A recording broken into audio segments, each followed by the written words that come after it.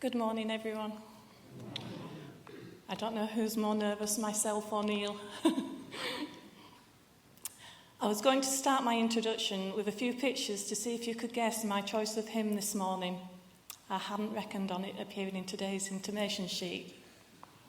However, so as not to disappoint you all, this was going to be clue number 1.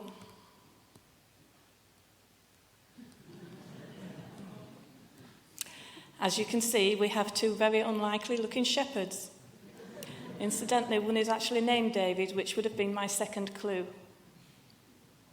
I think I know which one I would trust my sheep with.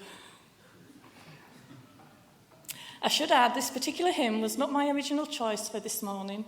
My first choice was rejected as it did not meet certain criteria, i.e. keep it simple. Keep it simple.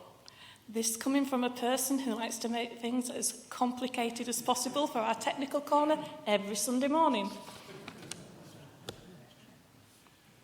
Anyhow, not to be discouraged, I opted for a more familiar hymn, which I'm sure everyone here will know, though this particular version may not be as well known. Based on Psalm 23, written by David, the shepherd boy who became king. The Lord's my shepherd is a wonderful analogy of a shepherd and his flock, likened to God and his people. I hope that's simple enough for you, Neil. This version by Stuart Townend became a great favourite of mine after singing it here for the first time.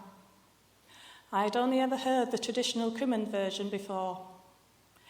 Intrigued to find out more about this songwriter, I was delighted to find he had written 2 of my other favourite hymns, In Christ Alone and How Deep the Father's Love. Not only that, he is a fellow Tyke, having been born in West Yorkshire like myself. We don't just make great Yorkshire puddings. Not only is Stuart one of today's leading worship songwriters, he actually travels around the UK and abroad leading worship at events and performing concerts on his own or with his band. He is an accomplished musician, arranger and producer, and has many years' experience teaching and training musicians who serve in local church worship. I would love to think that maybe one day we could invite him here to perform in our beautiful church. That's a conversation I need to have with you, Neil. Anyway, a few weeks ago, after singing this hymn in our church, I was discussing it with someone who also shares a love of Stuart's music. He had in fact attended one of his concerts in Ayrshire.